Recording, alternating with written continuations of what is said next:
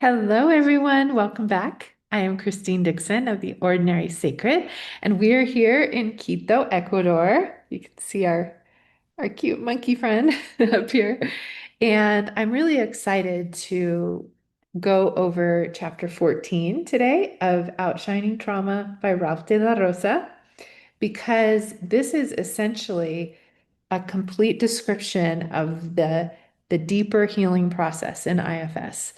What we do in IFS with exiles to heal the roots of trauma.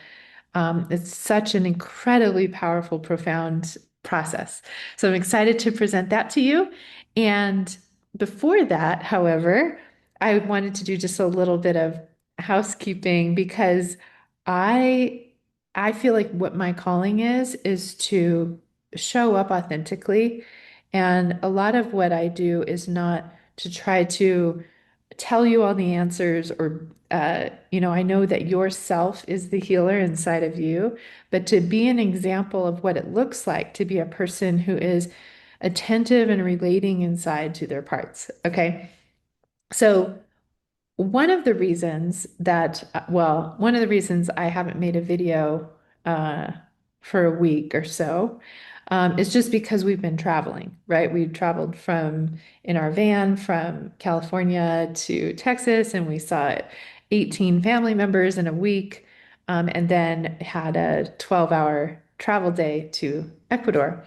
And then I got a little bit of a cold and, was feeling kind of under the weather. But one of the reasons why I didn't feel motivated to make another video until now is because in the last video that I made about the beautiful loving kindness meditation that Ralph presents in chapter 13 toward people outside of us and parts inside of us, I don't always watch back what I record, but I started to watch it back.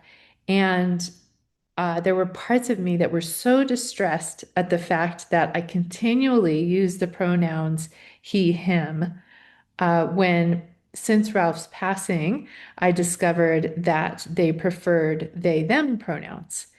And so I had parts that were felt so defeated, like I didn't even realize that I did that. And it must have been like nails on a chalkboard for people who knew and loved Ralph.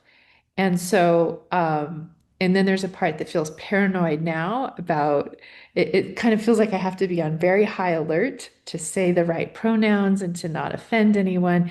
And so there were parts that came up that said, and these parts are very young, maybe 3 to 5 years old, that said, well, we can't be perfect. And if we can't show up imperfectly, then we might as well not show up at all. Like, we just don't want to do it.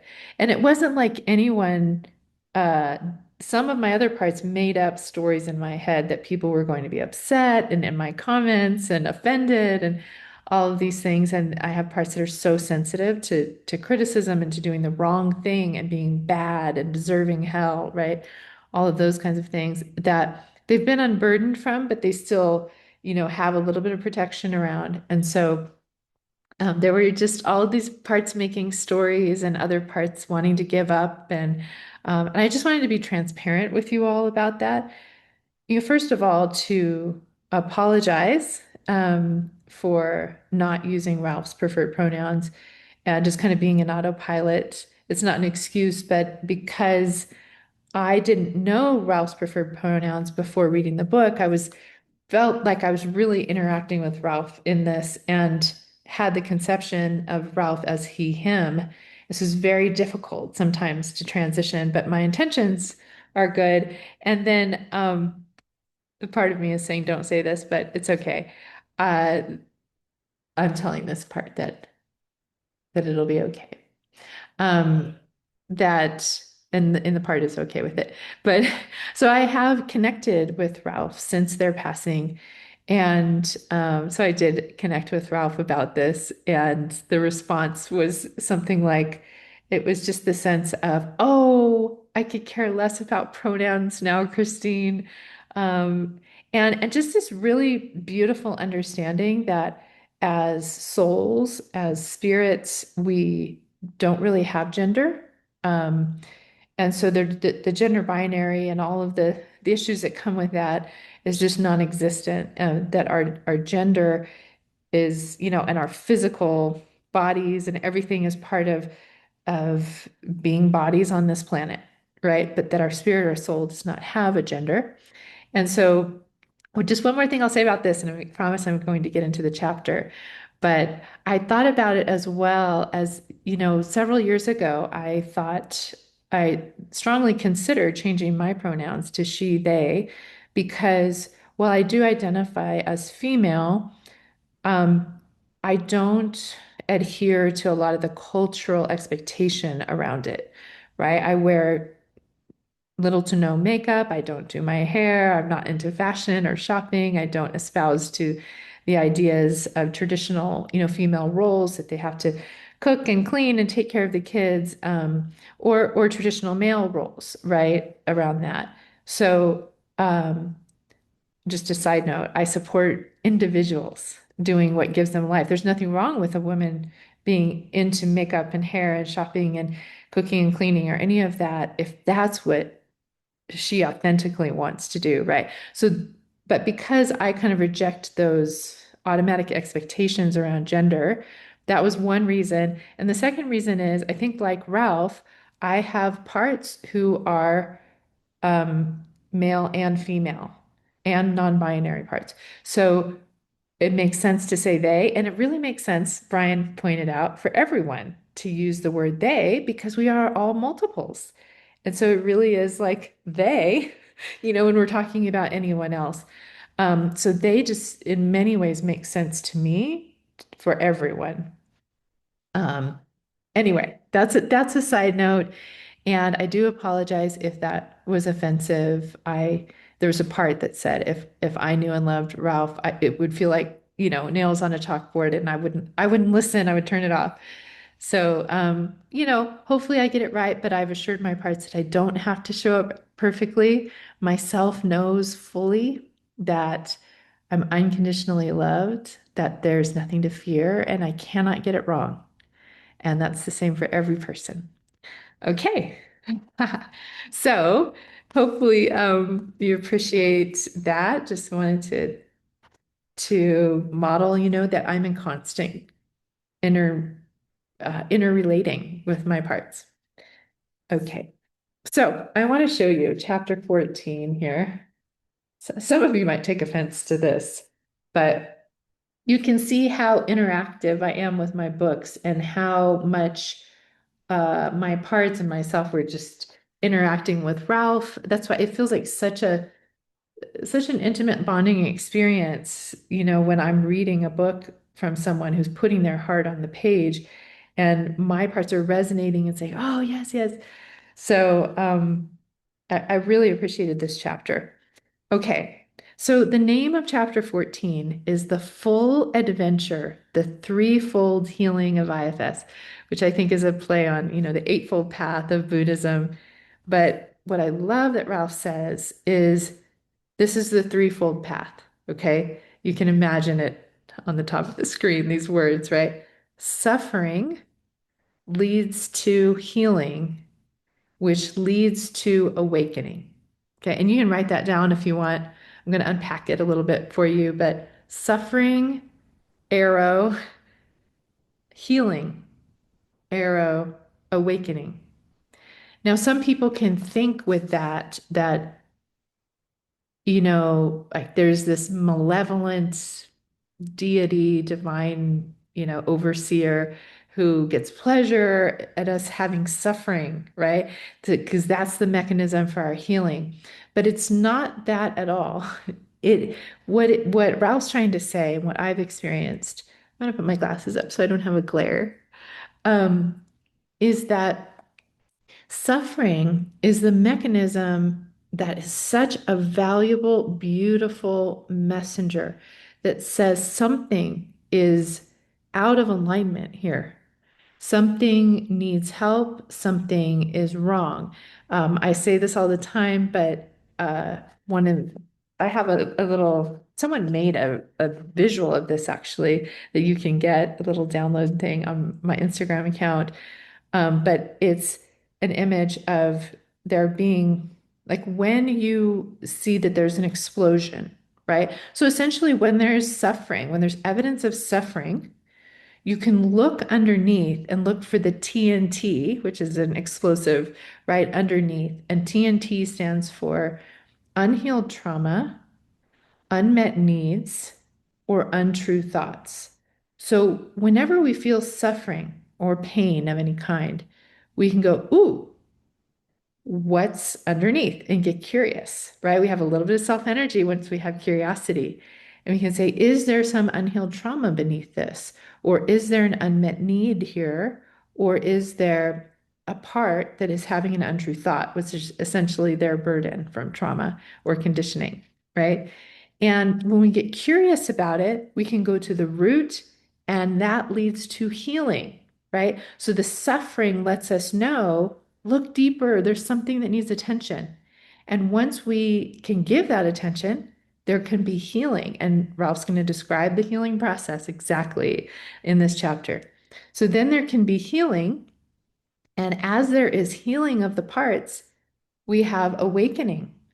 Our parts begin to be awake and present and able to be alive. And it really is this circle because then we have more and more capacity to be present to suffering that comes up. And we will always have pain or suffering in our lives as humans. We'll have loss, we'll have pain. Things will not always go our way. But as our physical bodies and our emotional bodies, mental, spiritual bodies, social bodies, right, experience pain or suffering, we can go, ooh, something's out of alignment here. And that gives us an opportunity to put it in alignment or heal what's underneath. Okay. And I like what Ralph says at the very beginning here on page 161. It starts when we are fed up with the painful cycles. We can think of pain, frustration, and all negative mind states as the expression of our parts trying to get our attention. Okay, so I've talked about, I think in the last video or two before, that culturally we are so taught, it's just the MO or the way that our culture, the way everyone's system, it seems like is organized, is pain comes up, get rid of it, right? Push it down, deflect from it, prevent it from coming up. Everything's organized around the pain and suffering. But if we were to go toward the pain and suffering and to see the message that it's trying to tell us to get underneath into the root and heal it, then we don't have to experience that pain and suffering. It can stop because it doesn't need to give us that message anymore. It's just so much more effective. It's not more right or wrong. It's just more effective. Um, it's as if I loved this image from Nicole Sachs. It's like the alarm, the fire alarm is going off on the ceiling, and we get the fire hose and we start squirting the fire alarm to try to just get it to turn off. Meanwhile, there's flames everywhere and our house is burning up, right? Rather than saying, oh, the fire alarm is going off to let us know that there's something that needs attention, and then pointing the fire hose at the flames, right? So when we have pain, it's indicating that there are some flames that need our attention, that need water, which in this case would be compassion, right? Compassionate witness, compassionate witness.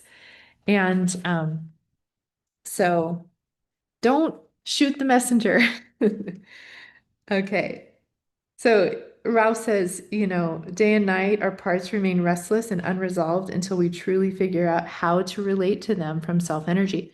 Some people, I think, go through their whole lives in this pain cycle of pain coming up and then trying to, um, outwork it, punish it, escape it, numb it, prevent it, all those things. And they never are able to relate to it from self energy, maybe in this lifetime, maybe they'll get the chance in the next. But I like how Ralph says our parts are our highest teachers. They are a blessed opportunity. They demand interaction with self, or it also reminds me of a young child who's hurting and they're saying, Mommy, mommy, mommy, mommy, mommy, mommy, right? And as long as the parent just pushes them back, they're just going to get louder and louder and louder. But and I've said this before, but I remember, trying to make dinner and one of my children pulling on my leg or hey, mommy, mommy, mommy, mommy, mommy. And as long as I kept pushing them off, they would get louder, like I said. But if I just, turn the burner down, get on their level and say yes, they would say things like, look at my drawing. And I would say, oh, it's so beautiful. I love it. Thank you for showing me. I mean, it was that quick. And then I could come back to making dinner. Or, oh, I got hurt, I got an owie. And I would say, oh, let me get a Band-Aid and put it on there and show some compassionate, tender care. And then so the source of their crying out, was the concern was met, and then they would relax, right? And that's really what it looks like with our parts. We turn toward them, meet their needs, listen to them, give them compassionate witness, and move in and out of that so that they can relax. Okay, so now Ralph is going to go over the entire process of unburdening our exiles. And I have other videos you can look at where I have this kind of cycle thing and I go through all of the steps, probably in the IFS teaching playlist. So you can hear me go over, I probably have several videos about this. You can also watch my personal videos where I um, model this or I tell you very specifically about my own experiences going through this process with my parts. So, but what I'm going to do is I'm going to give you some of the highlights from what Ralph talks about in the chapter. And then Ralph gives two exercises at the end. And I'll either just tell you about them quickly and you can try them on your own, or perhaps I'll lead you through them. Okay. So now Ralph talks about kind of these three parts of healing exiles. And Ralph says retrieval, unburdening, and integration. I would add some more things. Usually, what I will say is witnessing is the first one, and reparenting or redoing, and then retrieval, then unburdening, and then integration. So I have five. And I'm not sure why Ralph leaves out the witnessing. I think maybe because Ralph talked about the witnessing before. Maybe I said this in the last chapter, but they talked about how a lot of therapy or coaching is very effective because essentially the therapist is being a compassionate witness. And it really is compassionate witness and witness that is healing to a person. But it goes, 80% or so of the way. But if there's never any healing of the roots underneath, it's just going to be a constant cycle of, and our parts do need this for the rest of our lives, but pain coming up, compassionate witness, and on and on and on. And especially if we're dependent on a therapist or a coach, and we don't have access to the self inside of us, it's difficult because they're just not available to us, between sessions 24/7 like our self can be. Um, so it's a really helpful starter to the process. It is the power of healing, compassionate witness, so we don't want to minimize that.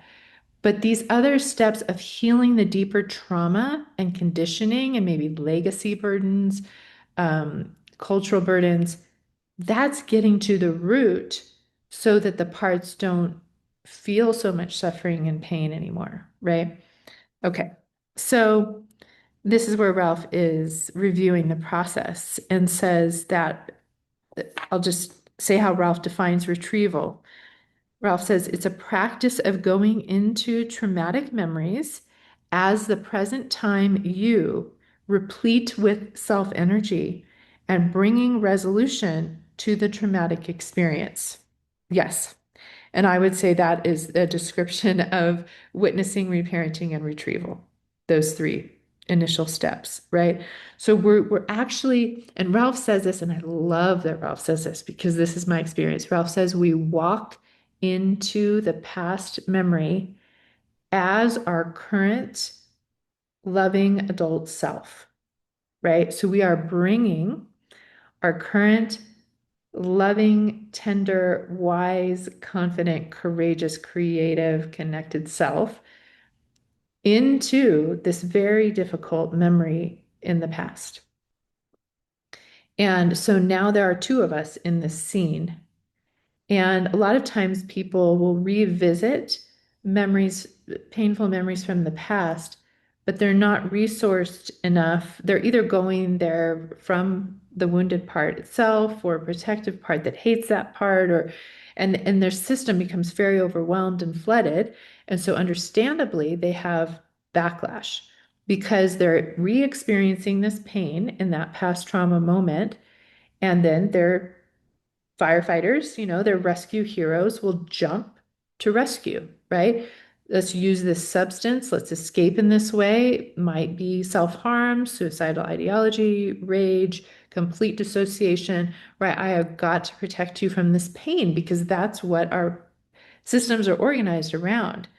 So the most important ingredient, I can't stress this enough, in this healing moment is that we are bringing the immeasurably valuable resource of our current loving adult self that does not fear the intense emotions of the young part, that can look at that part with um, just without judgment, with curiosity, with patience.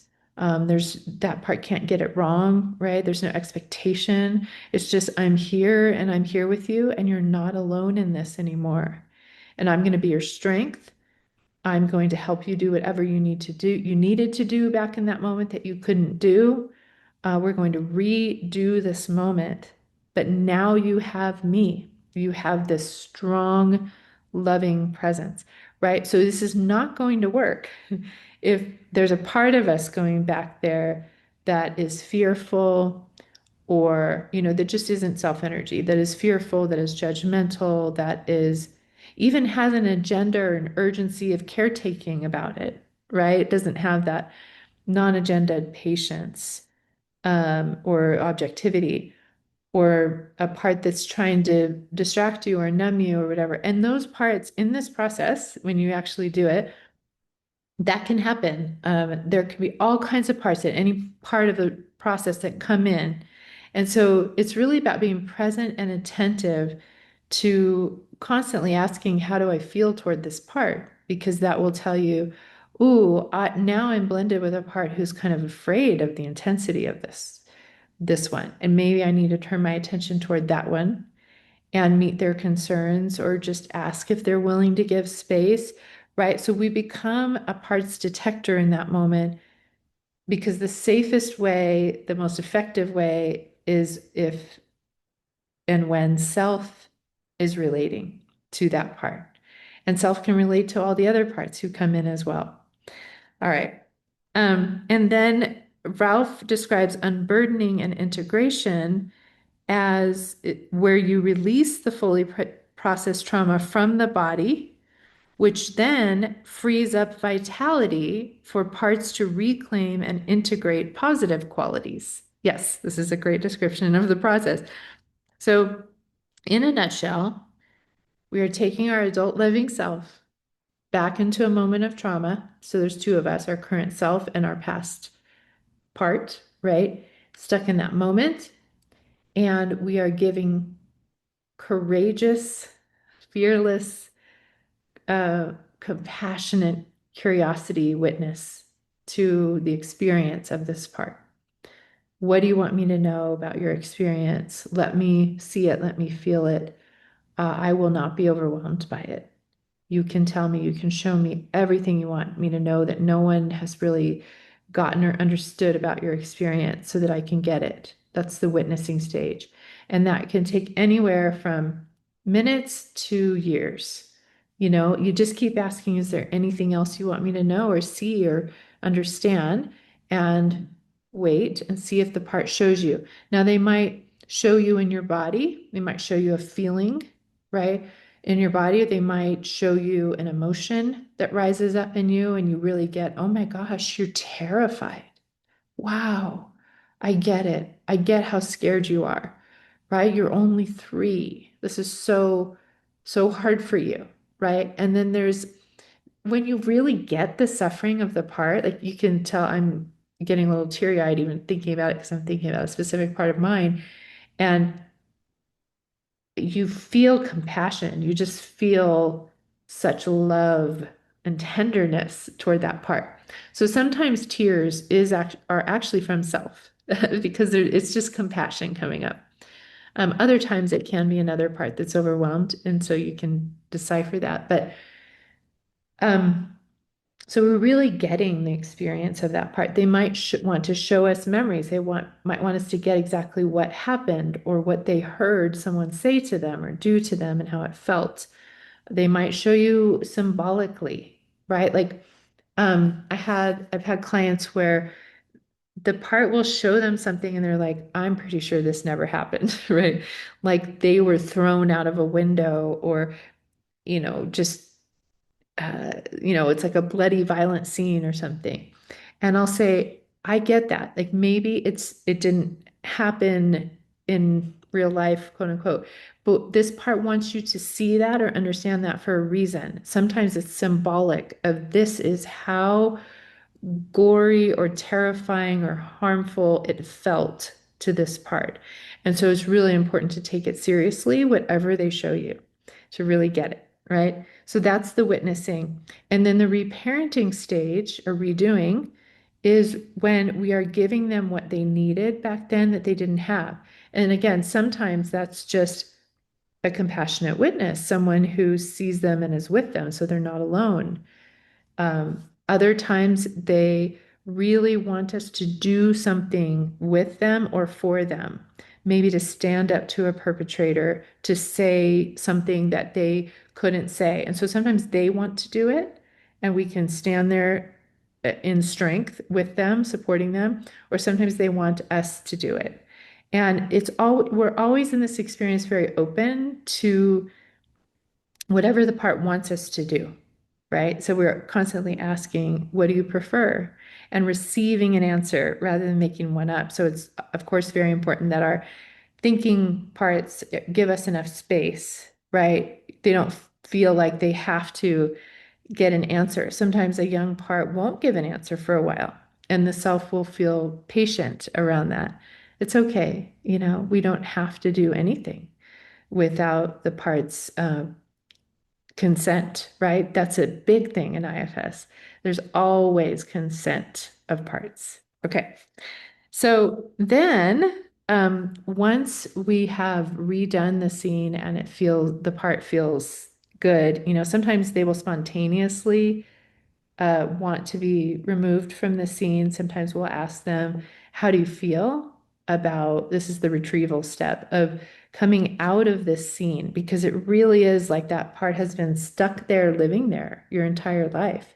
And so when anything in your current life reminds them of that, they're straight back there, the pain comes back up, right?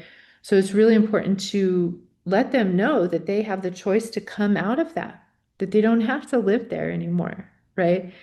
And a lot of times the parts are like, yes, oh my gosh, I didn't know I could come out of here. Please get me out of here, right? And I've had so many scenes in my system, different ways, that we come out. Sometimes it's just immediate, to the present or to a safe space. Other times there's a process where I take them out of a dangerous situation and we get on an airplane and we fly away. Um, but we can ask them, where would you like to go? Wherever feels the safest to you, right? Or calming to your system. And sometimes the parts have concern. They do not want to be retrieved. And we always have consent. The self never forces a part to do anything. So we just get curious about their concern. What are you afraid would happen if you were to be moved out of the scene? And that part, it might be concern for someone in the scene. I'm leaving my sibling or I'm leaving my parent here. And we can get creative around maybe how to bring them with, to the safe space or to leave someone to take care of them back there, or, different things like that to meet their concern. Um, and once their concerns are met, they likely will really want to be retrieved, right? So then once we're in a safe space, which could be anything from the beach to, a mountainous place, or a home that they feel safe in, or something fun or even imaginary, or they can come into the present space with us where we are in the present. Once they're there, what I like to do is just observe them. And often they just seem so relieved. It's like you can see, if you're visual, you can see it. If you're not, you feel it. You feel in your body, like the energy, whew, like of just relief. I don't have to be hyper vigilant anymore. I don't have to be like in this very painful situation. And so once they're there, then we can do the unburdening. We can ask them, where did you carry the burdens that you got back there? Sometimes they can tell us what their burdens are. Other times, as the self, we're just observing. We can kind of see what they showed us, right? That they're terrified, right? So the burdens are often really intense emotions or untrue thoughts, painful thoughts, right? If it's painful, it's untrue. But so they might have a feeling of terror, shame, um, loneliness, helplessness, pain. There's all kinds of like intense, overwhelming emotions they might be carrying. Or they might have painful thoughts like, I'm unlovable, I deserved this, I'm bad, I'm too much, I'm not enough, just something's flawed about me. Um, Things like that are usually at the core. But you can kind of identify those and ask them where they carry these emotions and beliefs in or around their body. And then again, you just wait. They will show you exactly. Like, and it's fascinating. Sometimes it's in their body. It's like right here in my throat. It's right here in my belly. And you might realize, oh, I have had a pain there for a while. Um, Other times it's this kind of symbolic, like it's this backpack full of rocks that I've just been weighed down by, or it's this um, oppressive presence over my head, or it's just deep pain in my heart. Or again, they will show you. I've had parts, if you watched my examples, where it's represented by a piece of clothing or a piece of furniture, or I mean, various things like that. And whatever they say is good. And then you can offer to release that and just see how they feel about releasing it to one of the elements or in any way they want. You can, because they're always directing it, right? Just let them know they can release it if they want. And if they have any ideas about how they want to, and if they don't, you can give them a menu, right? Light, air, water, fire, metal, earth. And they'll choose something. Some common ones are in fire, or in water, or buried in the earth, or thrown into space, and things like that. And then you spend a little time inside doing an unburdening ritual where you're really taking that burden from wherever they identified it was in or around their body, and you're giving it to one of those elements to transmute it. Is that the right word? I think. And it's an incredibly powerful experience. This again can take anywhere from seconds to, I don't know, it could take an hour. Usually, in my experience with my clients and myself, it's not that long at all. It's usually minutes. Um, but again, you want to just wait until they're done. And sometimes they are not able to give the whole burden away. They're very afraid because it's like carrying this burden has been part of their identity, right? Like maybe I am a weak, broken person, or I am a victim, say that's a belief, or I am bad, is just that's part of their identity. They don't even know what they are without that. So you can propose, what if you just gave, a certain percentage of it up and see how it feels for you for this week, right? And then again, you can revisit it. So there's all kinds of creative ways. There's not one size fits all. That's what's so amazing, honestly, about this process to me. My system at least finds it really straightforward and kind of an easy prescriptive process as far as the witnessing, reparenting, retrieval, unburdening, integration, right? We're going through those steps. It's the same for every part and person and step. However, every single experience is completely different. It really is, like Ralph says, like a choose your own adventure, because with the witnessing stage, one part, again, might need to be witnessed for a few seconds, another part just repeatedly for years. They usually with complex trauma, like I need you to witness this moment and this moment and this moment and this moment and this moment, and that's okay. The self has all the patience in the world. And then the reparenting, some parts, just your presence with them is enough.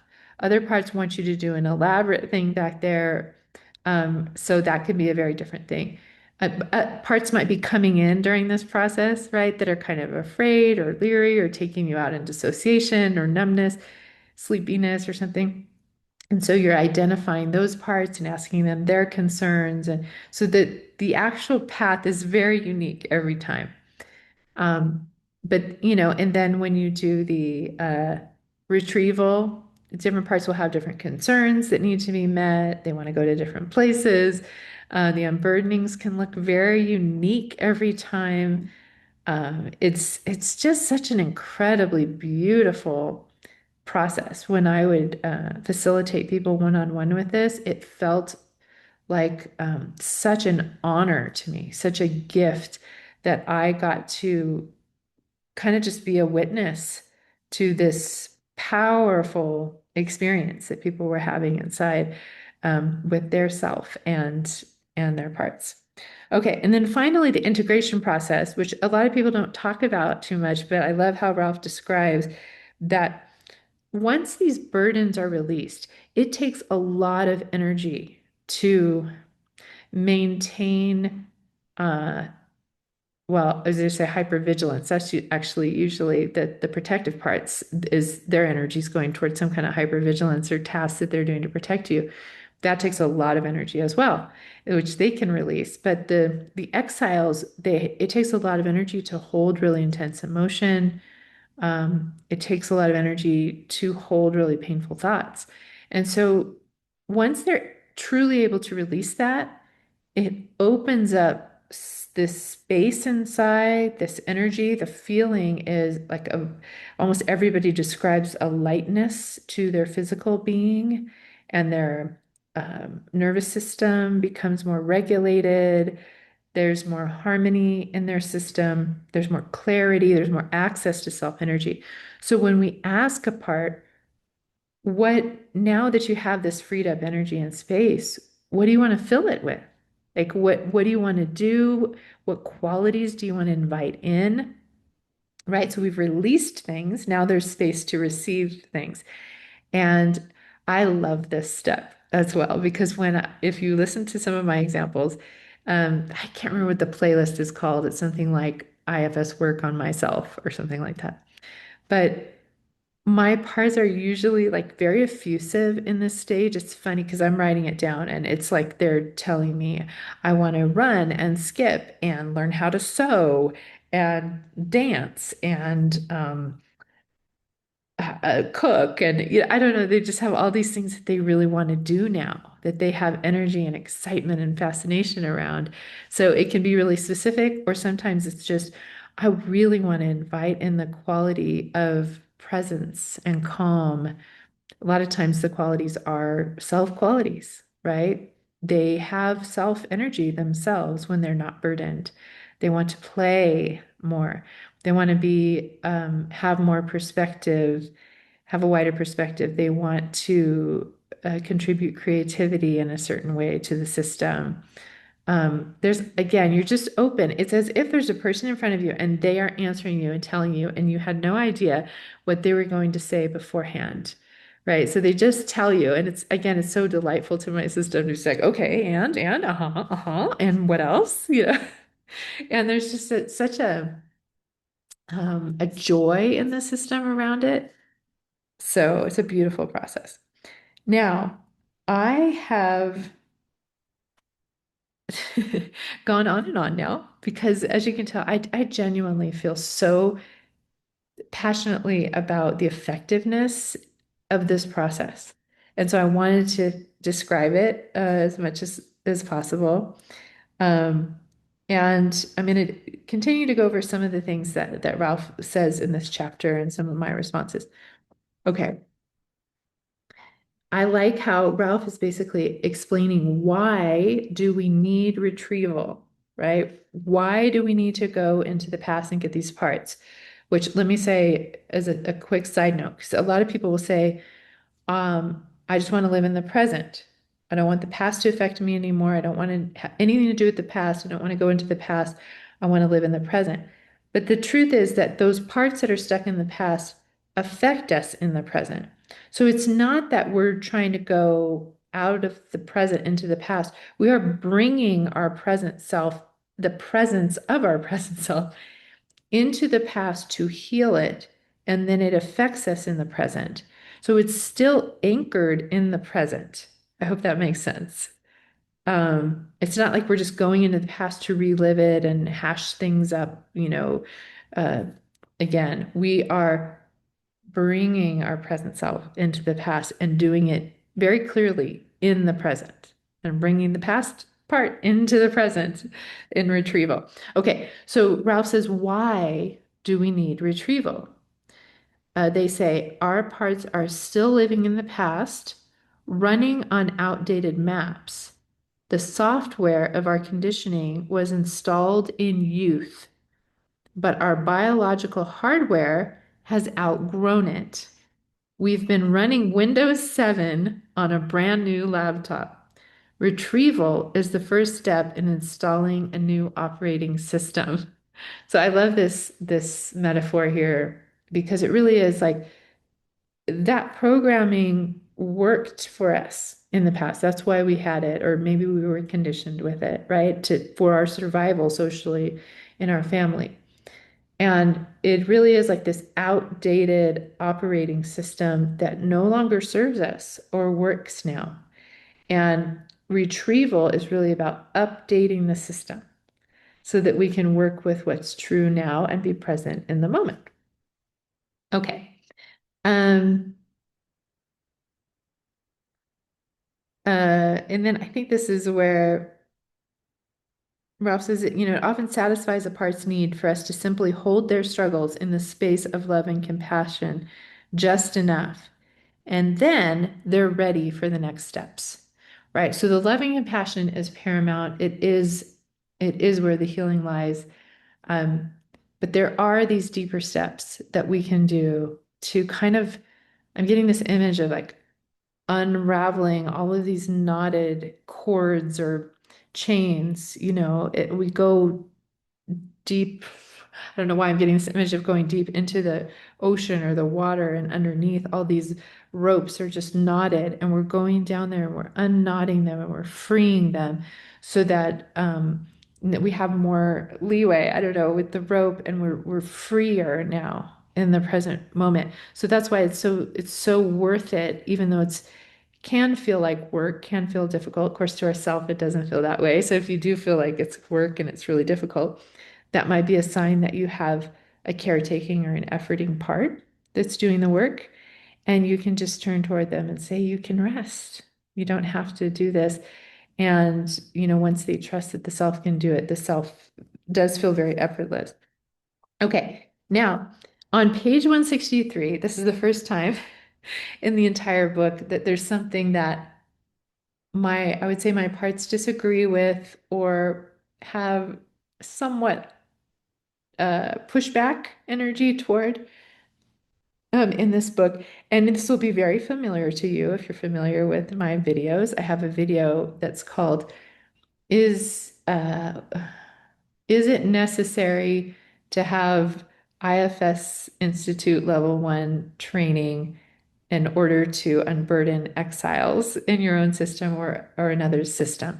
You can go back and watch that video and you'll get a clear understanding. And I'll say it kind of in a nutshell here, but in this section here on page 163, Ralph is giving the usual disclaimer of saying it is not recommended that you attempt to do this full process on your own. The biggest danger is that you could do these processes without a clinician or coach to check your blind spots, and erroneously believe that you are fully healed when you're actually kind of sort of healed, or there may be backlash, right, from parts around basically letting the pain out. Um, and so while I don't disagree with Ralph here, and this is kind of the party line around this, and I understand it. I think it is from protective parts that think if we can just make it safe enough that people only do this with a trained professional, um, will be safe from really devastating backlash, right? Like self-harm and suicide and all kinds of things. So I really, really get that. But what I would say is the most important thing is that you are in self energy toward your parts. And so, if you're a facilitator, whether you've had training or not, the most important thing is that you're constantly checking for your own parts that are having fear, judgment, dissociation, or whatever towards your client, and being able to show up in self energy yourself so that you can be the parts detector for them and making sure that they are interacting with their parts from self. Because in my experience, when a person, whether they are with a practitioner or they're by themselves, if their self energy is present, this process flows very naturally, very organically.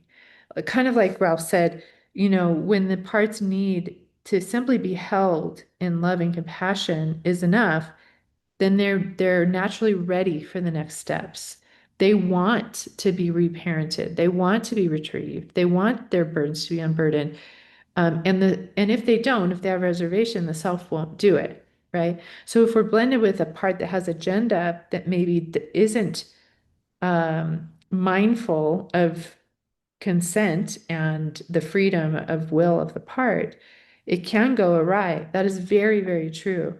However, if we really are in self, it is always okay to move forward. And I would argue that it's damaging to not move forward when the parts are ready to do that. So if you do have parts that are concerned about it, then by all means, reach out to a coach or a therapist or someone who can support you in it, or even a peer. I'm a huge proponent of doing peer work together because another person can often, you know, hold their own self energy in support of you and kind of be a mirror of maybe some blind spots or be a parts detector of your parts. Oh, do you think this is a part or you're in self energy here? Things like that. So it doesn't necessarily have to be a paid professional. You can create wonderful pairs. And but also if you are doing this process and the most important thing I realize is really knowing what it feels like to be in self and thus knowing what it feels like when you're not, so that you can detect that and not go forward when you're not in self, right? I think I talked about this before. I think it was in Janine, Dick's wife's book about unburdened eating, where she has this amazing flow chart every step of the way. Again, like a choose your own adventure, basically constantly checking if you're in self energy. If yes, proceed. If no, seek help, right? That's what I support, right? If you're doing, and it can be different with the part you're working with, the moment you're doing it in, right? So you might realize I cannot be in self energy toward this part right now, and I can't seem to find self toward the part that's blocking me. So I'm going to table this right now.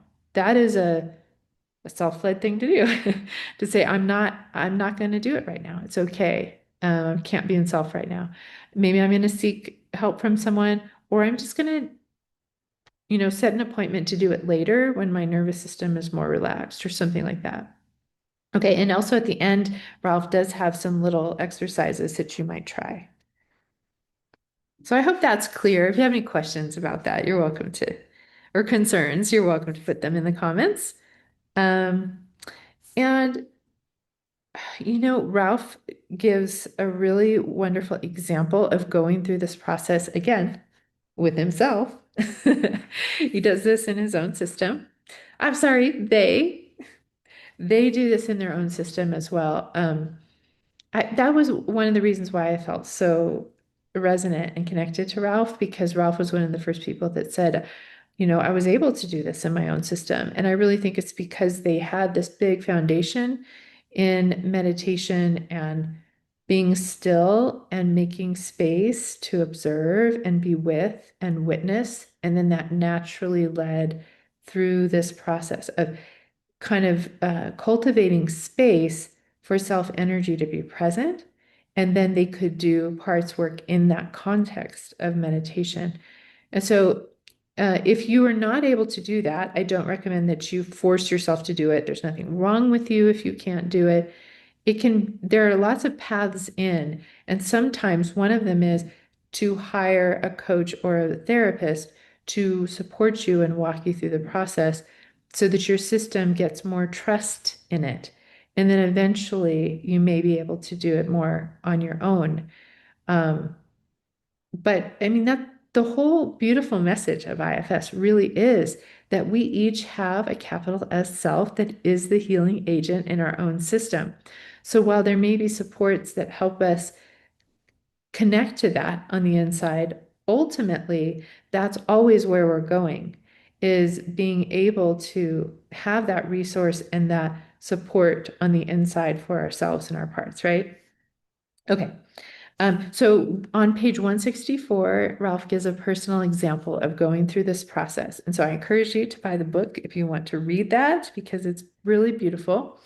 Working with a um, jealous part, which again, I'll say quickly, my own experience with the jealous part, it's really easy to have other parts that are polarized, right? Like in IFS, we just ask, how do I feel towards this jealous part? And there's likely, for me, there's a part that's like, you're so bad. It's never a good thing to be jealous. You're going to push your partner away. You are um, bad, bad, bad, scolding that part, a critic that's scolding and shaming the jealous part. So I have to work with that part first to ask if it can give me enough space, right? And might need to gain my trust that I'm not letting the jealous part take over. I really want to get curious so I can help them so they don't have to be jealous or commit jealous acts kind of thing. And then once I can genuinely feel non-judgmental and understand that the jealous part makes sense and it's jealous for a reason, and I can ask, what happened to you? What are you protecting? Why does this make sense to you? What are you afraid of? Right? And receive answers from that part. The critical one is also watching. And as the jealous part starts explaining the history and their good intention and what they're afraid of, it's like, oh, you make sense. You're actually protecting me. And this part sees that too. And then again, the jealous part can usher me into what they're protecting, that experience of trauma when I was betrayed and abandoned, right? And felt ashamed and lonely and, had low self-worth or whatever. And I can say, can I, my current loving adult self, go back to that one in that moment and give them what they needed back then? And if I'm in self, I'm fully capable of doing that. And I have the confidence to tell that part I can. And if they've been experiencing me previously, they may say, yes, please, please help that part. And then we can do the whole process, right? Um, okay. I like how on, um, let's see, page 167, Ralph says parts usually need two things, intervention and rescue, right? So again, if there's kind of a perpetrator or something happening to the part back there, we can intervene on their behalf, say no, and then we can rescue and take them out of there. And that's kind of the retrieval. Um, okay, there actually the second time I had a slight disagreement or um pushback, I guess, was on page 167 at the very bottom. Ralph says, "We must honor the ethical imperative of doing no harm," which I agree. And so Ralph says that that means there is no violent fantasies that should be played out. We want to build neutral pathways of love and resolve. Um, okay, I know this sounds right. Okay, but in my experience, and I believe that Dick Schwartz would disagree with this. At least Dick has talked on many occasions about when we go in and we witness, and let's say there's a part who's being physically beaten, sexually abused, raped, or something really, really terrible. If that part says, "I want you to obliterate, destroy my perpetrator," in my experience, and Dick also says this, and I was reticent when Dick said it at first. Because Dick said the self will do that, will essentially be violent to the perpetrator in this scene. Um, and I had parts that were like, no, the self would never do that. The self is loving and it's not violent in any way. But what I found is sometimes that is like the healing for that part is that this person that completely violated me, or the parts of them that did that, I would feel so much safer if they were perhaps symbolically, right, in the mind's eye of this memory, obliterated, so that that part doesn't feel like they have to fear them anymore. And that can be done in lots of ways, right? We can update them. They have passed or in prison or they're not able to, let me, update the system and let you know the truth of the present moment around it, that they're not a danger to you anymore. Sometimes they are still a danger, right? And the self will say, "I will keep you away from them. We do not ever have to interact with them." And there's never, in my experience, the self leading a person to be violent in the present, right? Actually, physically. But back in the memory, sometimes that can be healing to a part. And again, I don't expect you to receive this or just accept it in any way. When Dick first said this, my parts were like, no, self would do no harm, right? Um, but in my experience with my abuser, uh, there are times when myself would take take the person because myself was like so big, would take the person and just move them like halfway across the world. So it's not necessarily violent, but I guess if that happened in real life, it would feel kind of violent, right?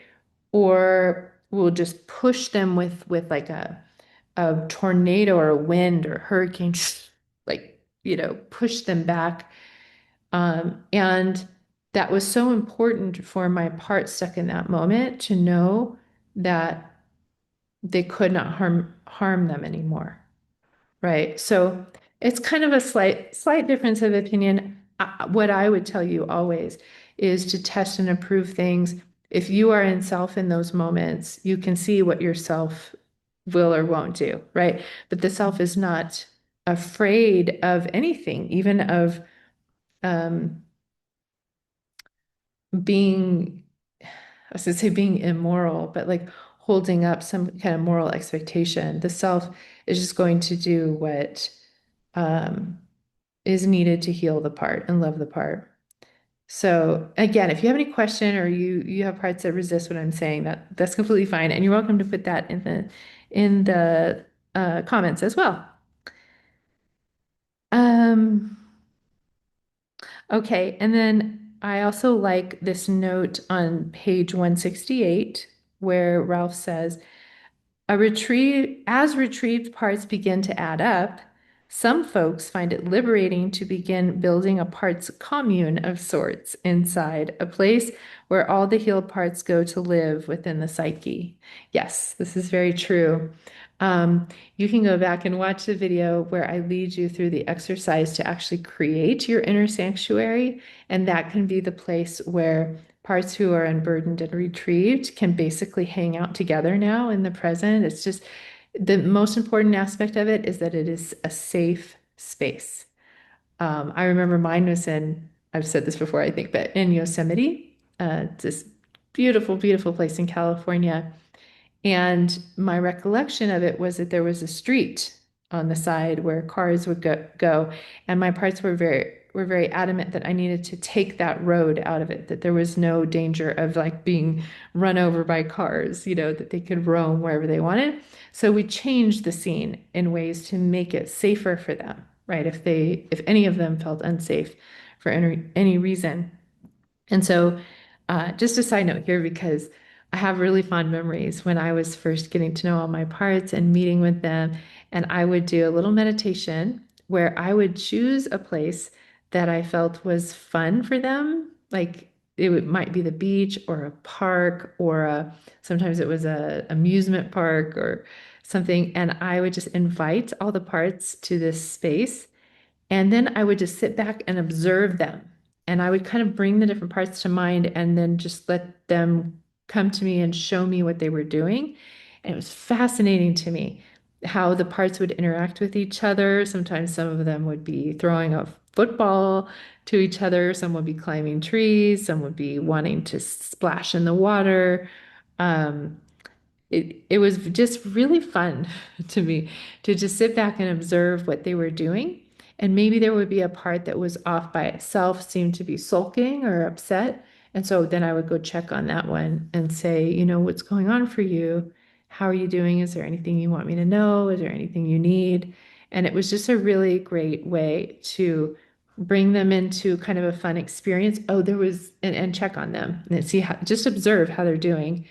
And I remember one time I invited them all to this giant feast of spaghetti, and it was just fun. Okay. Let's see. Last thing I'll say about this before I tell you about the two exercises is just the follow up with protectors, actually two things, and then following up with the parts. So okay, so let's say this jealous part that's actually protecting a part who's experienced betrayal in the past, right? Um, and this jealous part feels like I have to be on guard and checking and, making sure that because a jealous part is really hyper vigilant around don't mess with me again, don't hurt me. And so once the self says, hey, can I go to this part and help them with that specific moment of painful betrayal and, redo the scene and retrieve them and unburden them, then we can come back to the jealous part, the protector, and say, did you see what happened? Sometimes they did and sometimes they didn't. It's really interesting. We might need to update them or sometimes they saw it and say, what do you think about that? And it might say, wow. Like I thought that that part was going to be there forever and be vulnerable forever, and I had to do this job forever to protect them. But now they're not there anymore, and they don't have intense pain anymore. They're not holding that anymore. They're free. Maybe I can rest. Sometimes they'll automatically rest. She'll come back and they're like in the hammock, sipping a margarita. I don't know. But other times you can ask them, now that you don't have to do this job all the time, what would you rather do? And then let them say, sometimes they're not sure yet if they can really rest and they need to make sure and have evidence over time that this one really is unburdened. And that's completely fine. Of course they do, right? So you can meet their concerns. And then it's really important with the one who's been unburdened and retrieved and integrated to check on them every day for 3 to 4 weeks, right? 21 to 28 days. And this does not need to be extensive. It can be if you want to, if your system wants to meet for 10 minutes, a half hour every day with the part or parts. But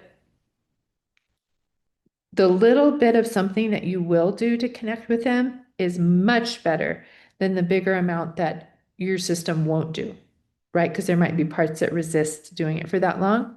So I always tell people do the very smallest amount that your system is on board with, which honestly might be 20 seconds. It can be that quick. Like, here's a safe space, bring that part to mind, observe their energy. Is there anything you want me to know? Is there anything you need? I'm here. That's it. And just check, and it can be helpful to connect it to either set an alarm so you make sure you remember to do it, or connect it to brushing your teeth, or put a note on your mirror, and every time you see it you check in, right? So the consistency of checking in helps that vulnerable part know that they are now can now be securely attached to the self. The self is going to show up for them and be there for them. And then the protective part, as they see that, goes, whew, okay, they really are okay. And the self's going to be there for them. I really can rest too. And you can also check in with that part, see how they're doing. And again, there's no expectation, right? It's like if the part says, I'm actually kind of wanting to take back my burden. I'm scared. That's okay. Tell me why, you know? There might be a part that's like, oh man, it didn't work. Man, we failed, right? That again, that's evidence of another part. And we can get loving and curious toward that as well. Okay, now I know it's been so long, but if you're still here, I'm going to tell you just a couple kind of smaller exercises around this that Ralph has. And I'm trying to decide. Okay, so I think I'll lead you through it. And again, you can pause it if you want now and come back to it at a time when you want to actually do this, or you can just watch it and get an idea for it. And like always, I really do like this five-fold thing that Ralph does to kind of accelerate the process and just get you into the posture of self, right? So we have posture, abdominal breathing, natural breathing, body and space, and heart breathing. We're just going to do that quickly. So check your posture. You might roll your shoulders back, kind of just have a straight spine. Imagine a thread pulling you up from your third eye or from your chest here, and a soft face, soft belly. All right, we might take a couple deep breaths, breathing in and then extending our exhale. Do that one more time. Inhale and exhale. This tells our nervous system that we're safe. So hopefully you are. If you're not, support that. And then just focus on your natural breath. Just notice the in and out breath. Give it some loving attention. You might notice the spaces between your breath.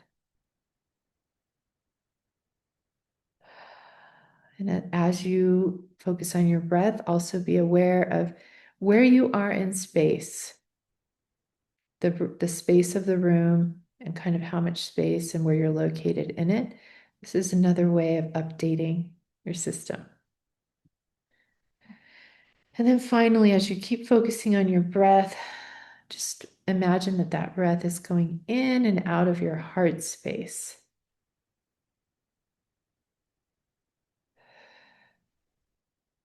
And just this fivefold foundation can help your nervous system relax so that you have more access to self energy.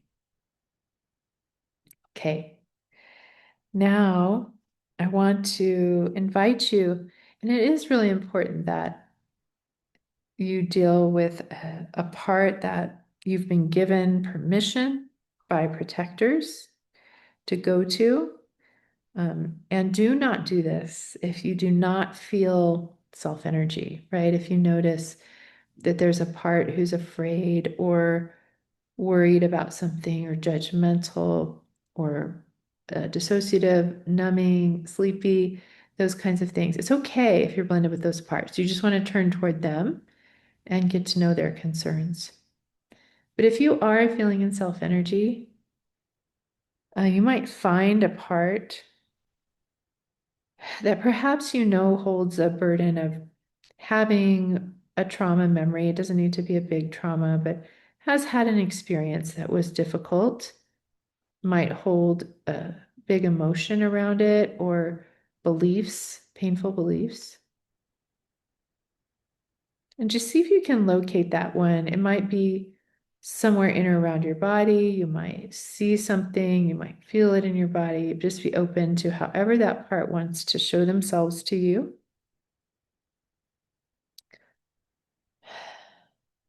And focus on them for a moment. Maybe just observing their nature, how they're doing, whatever cues they're giving you. Keep checking for how you feel toward them to check for self energy. And you might notice what they are saying, maybe their posture, how they're feeling.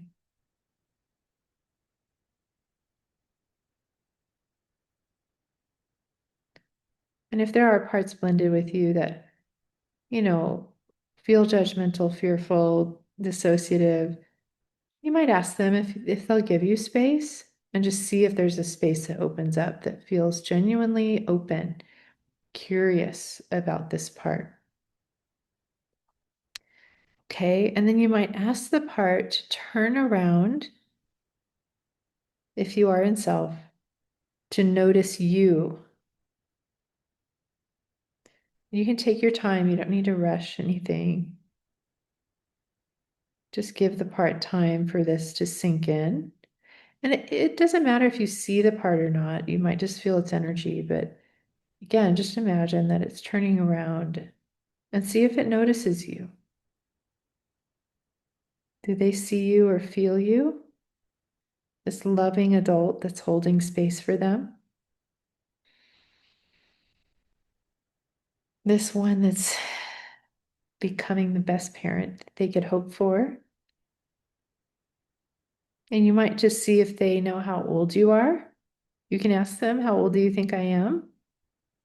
And just wait for an answer. And if they don't know how old you are, you can update them, or they might be seeing another part that's blended with you or is often blended with you. And you might ask that part to stand next to you.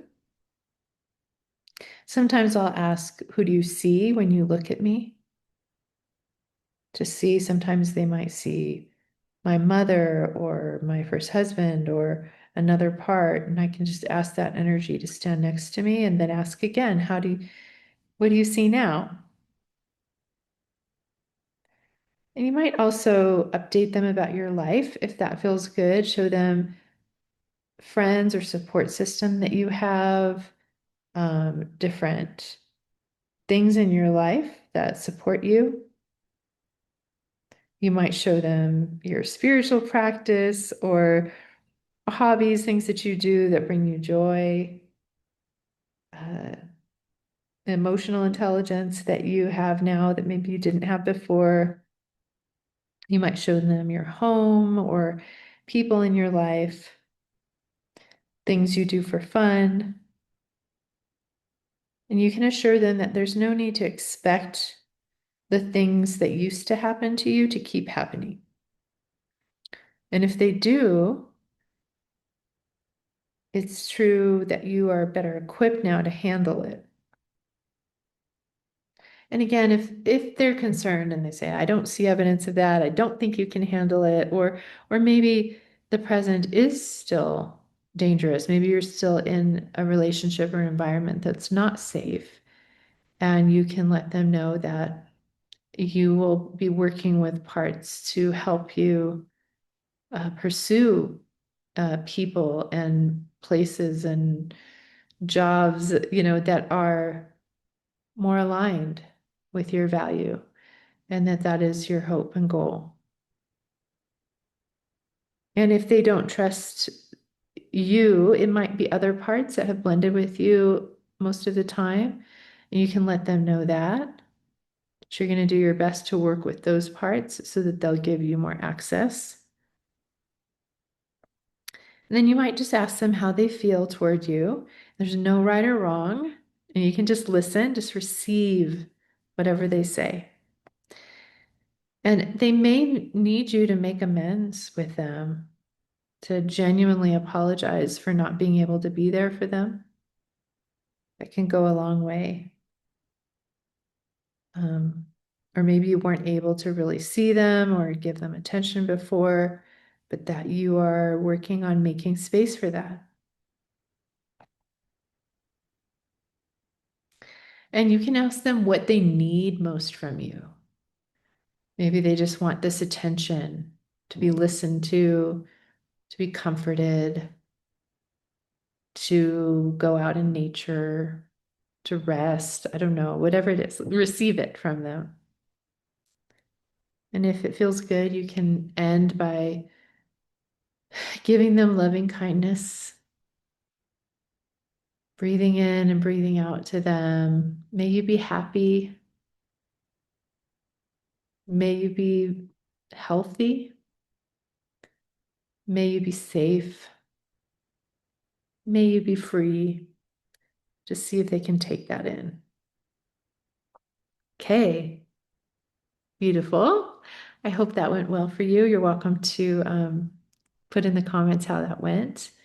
And again, you can pause and come back. I'm going to do the second exercise now. It can feel like a lot to do all of this at once, so you absolutely don't have to do that. Or you can listen and see if you want to do it later. Okay, I'm not going to do all of the, or maybe I'll go through the fivefold really quickly. Okay, so we have our posture. Couple deep breaths. Tell our body we're safe. Focus on our breath. In and out and spaces between. Locate where we are in this space. And imagine our breath coming in and out of our heart space. Feels good. All right. Now again, this can be the same part or a different part. And again, just making sure that it's a part that you have permission to go to from protectors, and it could also be a protector, I think, but that you are feeling confident and open and curious about. And again, focus on where this part is in or around your body. Begin to kind of notice anything that, just observe, what are they saying? What are they doing? What's their energy like? Whatever comes to you, whether it's visual, auditory, physical.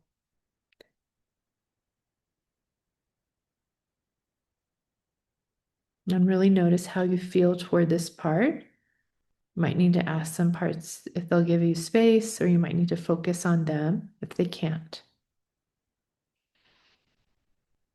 Okay, and then I invite you to imagine a big bonfire, an immense lake, a mountain, or some big natural structure. Could be all three if you want. And just let this part inside know that we're going to release whatever they are ready to release today. And it's okay if everything isn't completely well digested and ready to go. Just simply be in your body with whatever discomfort or emotions are present. So you can do this exercise if and when you feel these big emotions or beliefs coming up. You can invite the part to a natural space. And on the inhale, feel the burden, the emotion, the belief. And on the exhale, breathe it out to let it go to the natural setting, to the fire, to the lake, or to the mountain, whatever feels best to this part. And the fire The water, the mountain, the earth can absorb it. It has the capacity to take it. This trust that the element knows just what to do with this. Stay with your breath. Again, inhale to feel the burden. Exhale, release it to the elements. Nothing, Ralph says, could be more natural. Continue until you sense you are as complete as you're going to be for today, and then check in with your body and your parts. Check specifically for any sense of space inside. So releasing this can often allow for more space. And ask inside what qualities of mind and heart your parts would like to have come in to fill this space. You can just receive an answer from them. It could be joy, play, sincerity, healthy communication, vitality, or anything else. And if you can, just visualize this quality or qualities that they want to come in, flowing in some way. It could be childish or silly even, right? There's no right or wrong here. If nothing else, you can just picture a beautiful light coming in and infiltrating your cells with this quality of presence, of vitality, contentment, joy, whatever it is. And when you're ready, thank the parts that have been willing to experiment with that process. And then you can come back out into your body. Oh, my body needs to stretch. All right. I really like that one because again, it's something that you can do anytime, especially when you're feeling the pain, right? The burden. And it's not a way to spiritually bypass it, to say, oh, just get rid of it, right? Because on the inhale, you're really feeling it. You're allowing the part to feel it, right? I see you. You feel pain. And it really is in the context of self energy being with the part and uh, so you do kind of want to check that it's not a spiritually bypassing self-like protector that's like, oh, we're feeling pain, get rid of it to the mountain, to the fire, right? But to make sure that that part doesn't feel like it's being bypassed. You know, if it doesn't want to do it, don't do it, right? If it says, I'm not ready to release this, I just want to be held in it, I just want to be allowed to feel it for longer, that's completely valid. Okay. So, all right, that was a lot. I may or may not be able to do a video. We'll see. I'm trying to just check in with myself each day and decide, in deciding to do this video, I had a whole parts meeting around the parts that didn't want to make a video and the parts that did. And we waited until they were all on board and wanted to. So, yeah, I look forward to seeing you the next time I'm here and appreciate you just listening and being open to doing this healing interrelating in your system. Know that what you're doing is changing the world.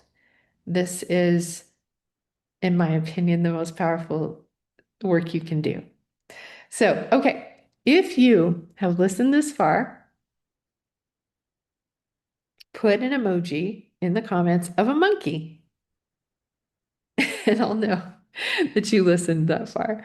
I think there's a few monkey emojis that you can put. And of course, if you have any comments or any questions, concerns, uh, feel free to put them in the comments below. And I will see you next time.